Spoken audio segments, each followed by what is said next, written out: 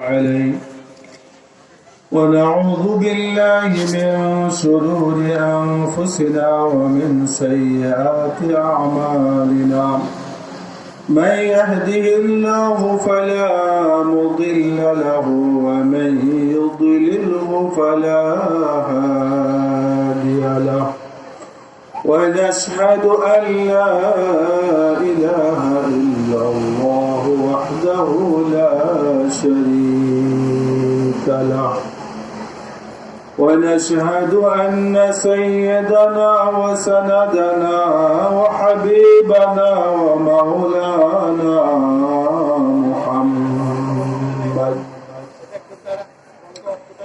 أما بعد فأعوذ بالله من الشيطان الرجيم بسم الله الرحمن الرحيم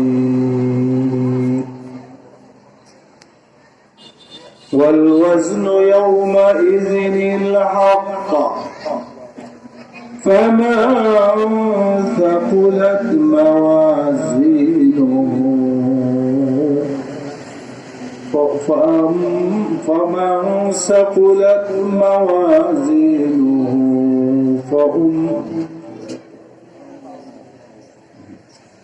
فأما من ثقلت موازينه فهو في عيشة راضية وأما من خفت موازينه فأمه هاوية صدق الله العظيم আজকে খতমে বুখারী উপলক্ষে আয়োজিত ওয়াজ ও দোয়ার মাহফিলে উপস্থিত উলামায়ে কেরাম, মাদ্রাসার সম্মানিত, এর মধ্যে সর্বশেষ হাদিস ইমাম বুখারী রহমাতুল্লাহ আলাইহি যে হাদিসটা এখানে নিয়ে আসছেন সেটা হলো,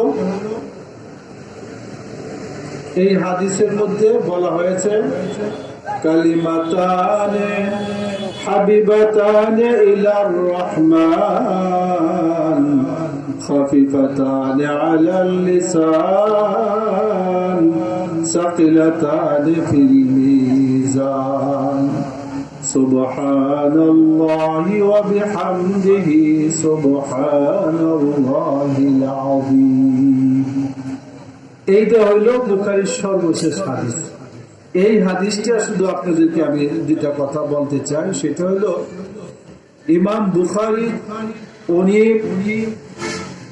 এই গ্রন্থ রচনা করার সময় উনি অনেক তীক্ষ্ণ বুদ্ধির পরিচয় দিচ্ছে। প্রত্যেকটা বাব, যেটাকে বলে অধ্যায় বা প্রত্যেকটা তৈরি করার আগে উনি অনেক চিন্তা করছেন যে কোন বাবটা এখানে আনা দরকার। কিতাবুত তাওহীদের সর্বশেষ বাব হইল ইমাম বুখারীর এই বাবের সর্বশেষ হাদিস, যে এই বাবের বাবটা হলো বাবুল وَنَزَعُ الْمَوَازِينَ الْقِسْطَ لِيَوْمِ الْقِيَامَةِ وَأَنَّ أَعْمَالَ بَنِي آدَمَ وَقَوْلَهُمْ يُوزَنُ। এই বাব কায়েম করছেন ইমাম বুখারী যে কিয়ামতের দিন বনি আদমের সকল আমল মাপার জন্য পাল্লা কায়েম করবেন, দাড়ি পাল্লা কায়েম করবেন। আমরা দুনিয়াতে যত কাজ করতেছি সকল কাজ এগুলা আল্লাহ ওই দাড়ি পাল্লার মধ্যে মাপা হবে। নামাজ, এটার জন্য দাড়ি পাল্লা থাকবে, রোজার জন্য দাড়ি পাল্লা থাকবে, হজ দাড়ি পাল্লা থাকবে, জিহাদের জন্য দাড়ি পাল্লা থাকবে। এখানে মাওয়াজিন শব্দ ব্যবহার করছে যে অনেক অনেক মিজান, অর্থাৎ প্রত্যেক আমলের জন্য পৃথক পৃথক দাড়ি পাল্লা কায়েম করা হবে। দুনিয়াতে যেমন মানুষের বিভিন্ন জিনিস মাপার জন্য বিভিন্ন দাড়ি পাল্লা থাকে, তাই না, এমনি কিয়ামতের দিনও মানুষের আমলের ওজন দাড়ি পাল্লা করা হবে, কিন্তু দাড়ি পাল্লা এক ধরনের হবে। আল্লাহর যে দাঁড়িপাল্লা এটা হলো এরকম, আমলের মধ্যে আপনার ইখলাস ছিল কিনা এইটাও উইটা যে কত পার্সেন্ট ইখলাসের সাথে আপনি আমল করছেন, না মানুষকে দেখাইবার জন্য আমল করছেন, নাকি মানুষ আপনাকে ভালো বলবে এইটার জন্য, দুনিয়ার মানুষের সুনাম অর্জন করার জন্য আমল করছে। এই সব কিছু কিন্তু আল্লাহর এই পাল্লায় মাপা হয়। মানুষ ইমান যেমন নাকি মানুষের জীবনে জরুরি, ইমানের সাথে সাথে আমল জরুরি, কারণ আবার আমলের মধ্যে ইখলাস জরুরি, আমলের মধ্যে নিষ্ঠা জরুরি, নতুবা এই আমল আল্লাহর কাছে কি হবে না, গ্রহণযোগ্য হবে না। এই জন্য ইমাম বুখারীর কিতাবের শুরুটা ছিল ইন্নামাল আ'মালু বিন্নিয়াত, তোমাদের সকল আমল আল্লাহর কাছে গ্রহণযোগ্য হওয়া, আল্লাহর কাছে গ্রহণযোগ্য হওয়া না হওয়া নির্ভর করবে তোমাদের নিয়তের উপর। এই জন্য নিয়তটা ঠিক করতে হবে, আর সারা জীবন নিয়ত ঠিকও করবে, আবার আমলও যথাসম্ভব শরীয়তের যেই নিয়ম যে পদ্ধতিতে সেভাবে নামাজ পড়তে হবে, সেইভাবে রোজা রাখতে হবে। কারণ আমার রাসূল 23 বছরে আমাদেরকে নামাজ কিভাবে পড়তে হয় এটা দেখাইছে, রোজা কিভাবে রাখতে হয় এটা দেখাইছে। উনি বলছেন সল্লু কামা রাআইতুমুনি উসাল্লি, তোমরা ওইভাবে নামাজ পড়বা যেভাবে নামাজ পড়তে আমাকে দেখছো। এখন বলবেন যে রাসূলকে তো আমরা দেখিনি নামাজ পড়তে কিভাবে বলছে, রাসূল কিভাবে নামাজ পড়ছেন এই কিতাবের মধ্যে আছে, রাসূল কোনভাবে নামাজ পড়ছে। আবার উলামায়ে কেরাম এই নামাজটা দেখাইছে যে এইভাবে নামাজ পড়তে হবে। তো আল্লাহর কাছে আমাদের আমল ওজনদার হবে ওই সময় যখন আমাদের আমলের মধ্যে ইখলাস থাকবে, যখন আল্লাহ সন্তুষ্টির জন্য আমল করব, যখন আমরা রাসূলের তরিকা মতো আমল করব। ভিন্ন তরিকা যদি আমল করি, যত কঠিন করে করি, এই আমল আল্লাহর কাছে গ্রহণযোগ্য হবে।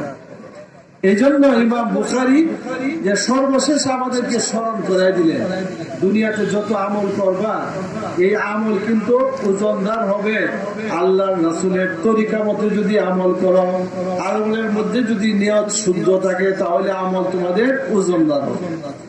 আর আমল যদি তোমার ওজনদার হয় তাহলে মিজানের পাল্লা যেখানে কায়েম করা হবে সেখানে মানুষের আমল মাপা হইলে যার পাল্লাটা ভারী হবে, সাথে সাথে হাসরবাসীদেরকে ডাক দিয়া হযরতে জিবরাইল বলবেন যে আব্দুস সালাম আমলের ওজনে সফল হয়েছে। কি বলেন? নাম দইরা ডাক দেব যে আব্দুস সালাম সফল, আব্দুল গাফফার সফল, এরা সফলতার ঘোষণা দেওয়া হবে।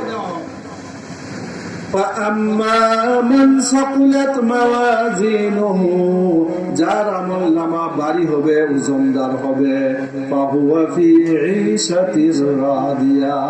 সে তো জান্নাতের মধ্যে আনন্দের মধ্যে থাকবে। কথা বলছেন, সে জান্নাতের ঘোষণা হয়ে যাবে ওজন যখন হয়ে যাবে। কথা বলছেন, ওজন আমল করবেন, যে কোনো আমল গোপন করবেন পারবেন।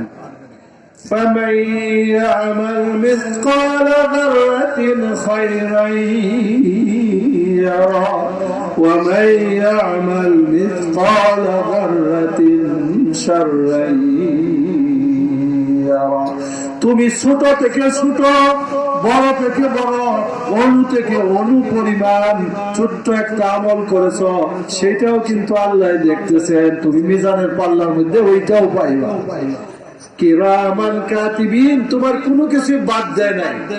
আল্লাহ রাব্বুল আলামিন একটা নির্ভুল আমলনামা আমাদের তৈরি করছেন এবং মানুষ সেই আমলনামা অস্বীকার করতে পারবে না। আল্লাহ বলবেন আমলনামা আমার ফেরেশতারা কি জুলুম করে তোমাদের কাছে একটু বাড়ায় তারা লিখছে না কমায় লিখছে? আচ্ছা এইটা দেখো তোমার আমলনামা। মানুষ তো আশ্চর্য হয়ে, হায় হায় এটা কেমন আমলনামা? আল্লাহর কোরআনের মধ্যে আল্লাহ বলছেন, মানুষ আশ্চর্য হয়ে বলবে মালি হাযাল কিতাব লা ইউগাদিরু সাগীরাতান ولا كبيرة إلا أحصاها ما لهذا الكتاب এটা কেমন আমল নামা ছোট্ট থেকে ছোট্ট বড় থেকে বড় কোনটাই বাদ দেয় না এমন একটা আমল নামা